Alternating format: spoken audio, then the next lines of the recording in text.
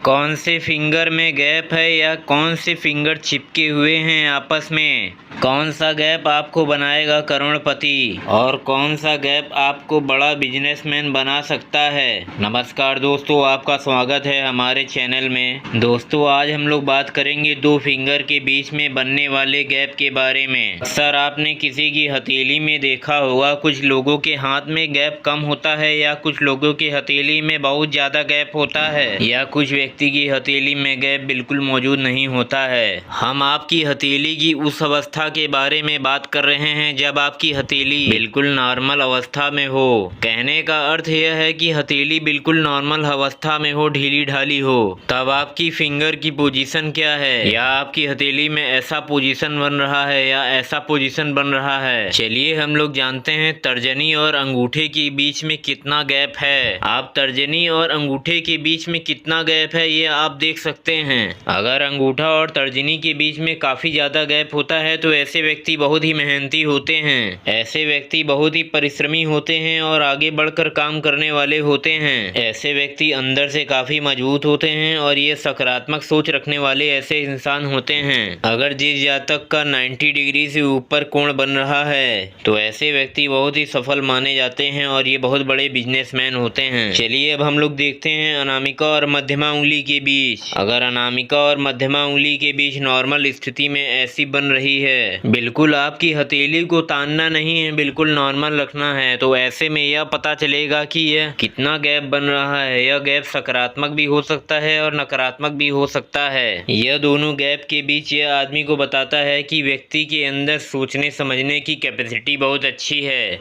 क्योंकि तर्जनी के नीचे गुरु पर्वत होता है, क्योंकि गुरु धर्म है और शनि कर्म है। ऐसे में जब दोनों के बीच अच्छा गैप होता है तो ऐसे व्यक्ति बहुत ही सोच विचार के डिसीजन लेते हैं और इनकी सोचने की कैपेसिटी बहुत अच्छी होती है और ऐसे व्यक्ति बहुत ही सफल देखे गए हैं अपने जीवन में। क्या मध्यमा और अनामिका उंगली के बीच में गैप बन रहे हैं? क्या इन दोनों के बीच में गैप बन रहे हैं? अगर गैप बन रहे हैं तो ऐसा व्यक्ति मौकाप्रस्त होता है। वही शनि कर्म है और सूर्य मान सम्मान के प्रतीक है, तो ऐसे में व्यक्ति को खूब मान सम्मान और हर जगह उनका पताका लहराता है। ऐसे व्यक्ति के अंदर डिसीजन मेकिंग कैपेसिटी बहुत अच्छी होती है, स्वतंत्र विचार के होते हैं और मौकाप्रस्त भी होते हैं और ऐसे व्यक्ति लोगों से हटकर सोचते हैं और मौका का तलाश करते हैं और ऐसे जातक मौके के आधार पर उस कार्य को कर लेते हैं। वही कनिष्ठिका और अनामिका उंगली के बीच में गैप होना बहुत ही सकारात्मक माना जाता है। ऐसे व्यक्ति स्वयं का कार्य करने के लिए शक्ति रखते हैं। जिस भी जातक की हथेली में तीनों उंगली